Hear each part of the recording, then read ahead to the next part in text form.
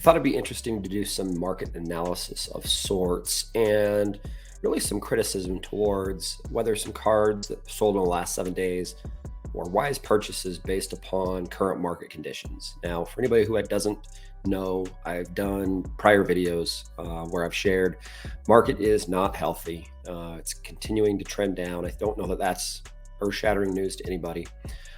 Recently, in the last couple of weeks, I did a video sharing a perspective that the market's going to continuously drop between now and Christmas. Again, not earth-shattering news. I know there's been other people that followed up my video with very similar opinions. But I thought it'd be fun to maybe just look at 8 different cards that recently sold in the last 7 days and do some criticism based upon some data analysis that I do when I'm trying to purchase my cards. And yeah, this may end up turning into a regular series between now and the end of the year as we do regular market analysis. So let's just go ahead and jump in, and I will kind of explain ourselves or explain what we're going to see along the way. The very first card to take a look at here is a Patty Mahomes 2017 rookie card. This is an autograph. Believe this is a variation. When we start getting some of these more modern day cards, I'm not sure if this is a variation or if it's just a part of the set, but this specific card in the horizontal configuration sold recently for $11,700 in the last 7 days. That was at eBay at auction. And ultimately, this was a pretty decent purchase. I do some data analysis where I take a look at not only trending analysis for the specific cards, I look at market conditions are part of my equation. If a card is selling for more recently, then it gets a different multiplier than if it's selling for less. We take a look at the overall sports card market. I have a factor in there that correlates back to just the football card market as a whole. And then all of that formula gets put together and gives me an estimated price, and that's that CM estimated price, Chasing Majors estimated price. I had this evaluation prior to the sale at 11.5, so the card sold really close to that 11.5 number. Now, I also on the screen I'm going to share with you guys the prior sell. So obviously this past sell and then the one sell prior. That most recent sell for this exact same card was back in the 1st of October, Golden Auctions. The hammer price was $9,760. Of course, most of you guys know that there is a buyer's premium. However, tools like Card Ladder and Market Movers do not calculate the buyer's premium as part of their pricing that they're giving you. But I think it's unfair for us not to at least call out that the 20% buyer's premium would tack on another $1,900. So that 97 plus 19 gets it really close to that same kind of 11.5 number that I'm sharing with you guys as my predicted price prior to the most recent sell. So other thing I'm going to point out, interesting, look at the peak sales. This card's absolute high was back in 2020. It sold for $26,675. So it's come down quite a bit off its high. It's more than half its former high. So in today's video, I just want to point out as well, we're only going to look at cards that are above the 10,000 price point.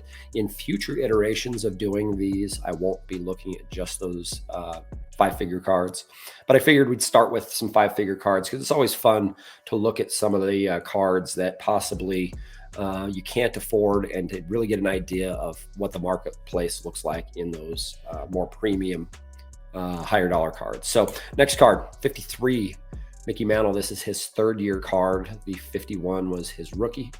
This is a PSA 6, and this is a great looking card, folks. Centering on this thing, overall eye appeal. I always look at the red borders on the 53s to see exactly what it looks like. It may have a little bit of lost its luster from a surface perspective, but killer card. Overall eye appeal, this is an A+ type card. So it's in a PSA 6. Again, 3rd year card. My estimations was this card should have sold around 12K based upon previous sales and overall market conditions. This card ended up selling for $13,900 at eBay at auction, 49 total bids. Now, eye appeal can certainly sell a card or add a premium to the sell of a card. I would mention that PWCC card sold for $11,100 from a hammer price. When you tack on the $2,200 buyer premium, it's really close to that $13,000, almost $14,000. So, estimations based upon what I've got estimated is this card should have been trending a little lower, but it's not. And I'm going to tack this one up to just overall overall eye appeal. So it's a beautiful looking card, certainly one that caught my eye, and I wanted to talk about it in today's video. So next card, another card that I think a lot of us have on our bucket lists to try and get picked up. This was a sell from PWCC just in the last day or so. It sold for $11.7 at the hammer. Again, tack on $2,300 worth of buyer's premium, and you're right in that mid 13K range. So my estimated evaluation was 13,375. The sell prior to that, which was only a couple days prior to the PWCC sell, it was an eBay sell, which also sold for 13.5. So, generally, I think all of us are in alignment. Beautiful card. The buyers of both the last two that have sold, generally speaking, are pretty much on par. So not a bad job by either one of those buyers. But look at the peak price, folks. Golden Auctions back in 2021, $50,000, and that does not include any sort of buyer's premium. So you tack on another 10K worth of buyer's premium to that card. So this card has fallen a ton in the last 18, 24 plus months. So next card. This is a card I think we're going to actually see buck the trend for the next couple of years, and not necessarily in a 7, but I think just generally across the board. But this Beckett near mint 7, and for those that may be watching on their phone, centering is a 6.5, corners 8.5, edges 9, and surface was an 8 as far as the sub qualifiers there. This card sold at eBay. Buy it now, 13.5. So a slight overpay in my opinion. I had this estimated at 11,550. The prior sell, which was only about 15, 20 days before this version sold, also, of course, in a Beckett 7 near mint, it sold for 11.2. So a little bit of a premium price was paid here. Though I do think this Jordan XRC 84-star rookie card, whatever you want to look at it as, a rookie card or an XRC, I think we're going to see these cards sell for a bit of a premium over the next couple of years as PSA is now starting to grade these and the market is just getting more and more comfortable to seeing them. I believe there's plenty of them in the marketplace. We're going to see a bunch of these. And as people start changing and debating back and forth, whether this is the actual rookie card or if the 86 Fleer is, I do believe that these are cards that will command premiums. They're not going to be crazy premiums. Certainly wouldn't go out and spend over 6 figures on a card like this, like other folks on YouTube have done. But definitely think these are going to be cards that get a premium in the years to come, and generally buck the trend, which is a downward trend for the overall marketplace. So one of the bigger overpays I wanted to share with you guys. Beautiful card, by the way, 57 tops, Johnny Unitas rookie card, SGC 8. It looks beautiful in that slab. The overall eye appeal of this card is just on par, man. It's just a great looking card. What I wanted to point out here, though, is my estimated price was only 6K, and the previous sell, which was June of 2023, sold for $5,600. This card ended up selling on an offer, OBO, for $12,500. It's only like $500, or it's only $1,000 off of the all-time high. Like, to me, this was crazy when I seen what this card ended up selling for when it popped up in my feed. I was shocked. $12,500. This is near an all-time high. This is a card that did not appreciate by 12K, or excuse me, by 6K in the last 4 or 5 months. We are in a weak market. I'm okay with a premium on this card just because it's such a great looking card, but not a double. That's to me, this was crazy when I seen this. I was shaking my head. I feel really, really bad for the buyer, just from a perspective of, you did overpay. Now, if you're spending 10K on a card, you're probably in a different tax bracket than I am. But yeah, this one was a bit of a stretch in my personal opinion.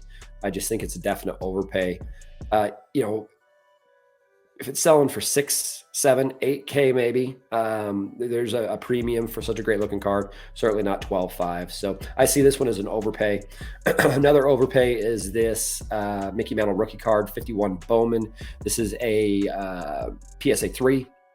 Most of you guys will know that little golden sticker represents that in PSA's minds, this was one of the finest copies of this card in this specific grade. So in the VG3 grade.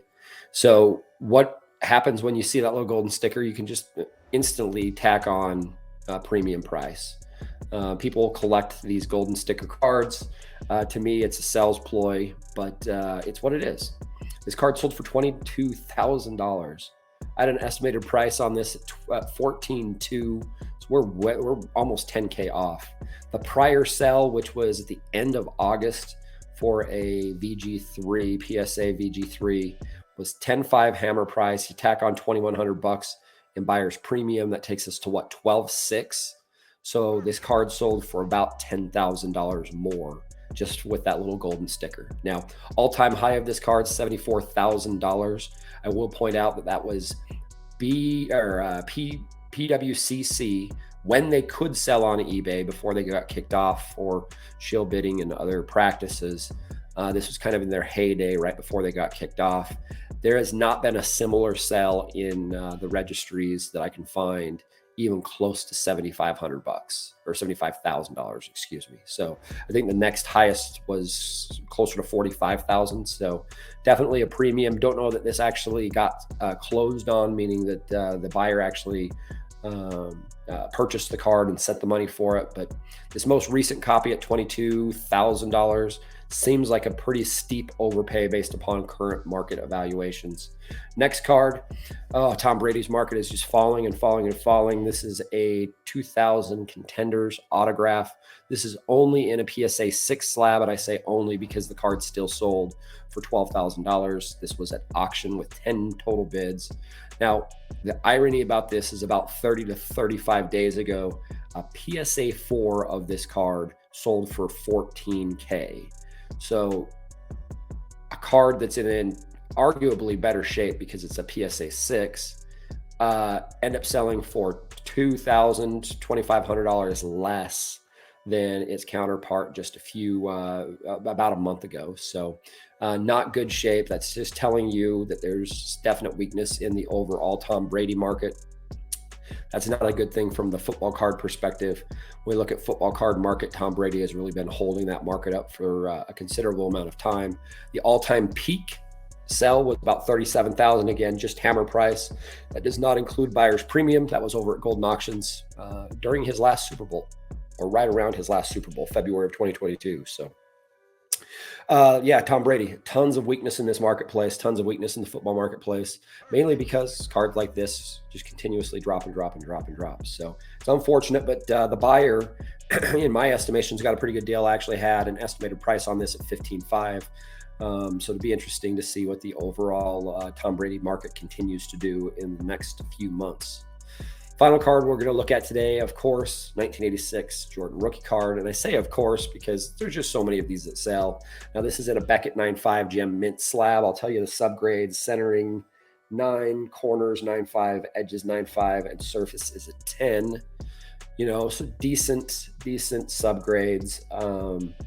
My estimation on this card was $37,550. It sold for $32,760 on a buy it now. Just over 10 days ago, there was a sale at $27,420, which was a really good deal. Cards like this, you have to be buying below the estimate, in my opinion. Now, prior to that card that sold on eBay on 10/30, there were 2 golden auctions, I believe they were, that I was looking at. Both of those were over $40,000 purchases. So when you really look at this marketplace for BGS 9.5 gem mint Jordan rookies, you're talking about a $15,000 deviation between the low prices right now and the high prices. And that's a huge markup. Like, that's not even a markup, just a huge variation in what these cards are actually selling for. You know, buyer beware with the Jordan rookie card marketplace right now. I think a lot of the cash will move towards the star cards. I still think we've got plenty of room to come down. It's crazy though when you look at the peak price back in December of 2020, $92,000. And by the way, there were multiple transactions of gem mint 9.5 Jordan rookies that sold for over $90,000, and many, many more in the high $80,000 range. So this card has just continued to tumble back down to to the real world. For me, $30,000 on a sports card is not the real world, but generally speaking, for what the card is, it continues to just come right back down to earth. $32,000 isn't a bad price based upon my evaluation, but I think that if you are in this marketplace, if you are looking to buy one of these cards, you need to be buying less than that $37,000 price point, and there's plenty of them for sale. If you think that you need to buy one immediately, just recognize and realize there's plenty of these in the market.